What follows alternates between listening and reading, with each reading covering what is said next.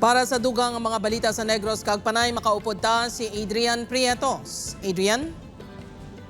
Yes, George, mga puso, madamo kini salamat. Pito kabaligyan nga nagasablag sa kilid sa Bacolod Negros Occidental Economic Highway nga demolish sa barangay sa katapusan sang Marso. Nakatutok Aileen Pedreso.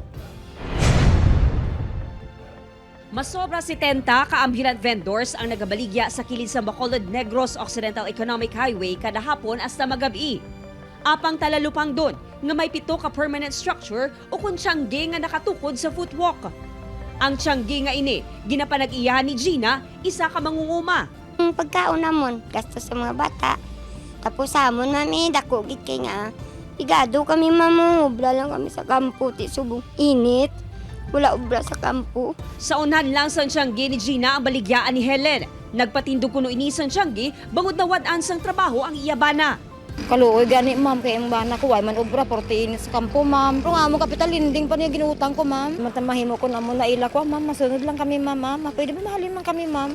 Amo ka sa lang subo lang galing nga mauntat amon dali gagang pangakot-hakot ma'am. Sini nga si Mana, nagpalabot sang reklamo ang Bacolod City Legal Office kag DPWH Bacolod City District Engineering Office sa barangay officials sang Kabog angot sa mga tiyangge sa palibot.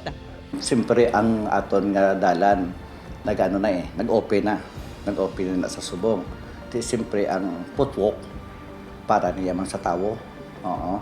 Di, hindi nakalabay ang tawo sa footwalk tungkol nga ang structure nila nagasagabal na. Na-monitor man sang barangay nga nagatulog na sa baligyaan ng pila ka vendors. Sa katapusan sang Marso, target nga himuon ng demolisyon para mahawanan na ang lugar. Handa man kuno nga magkooperar ang vendors.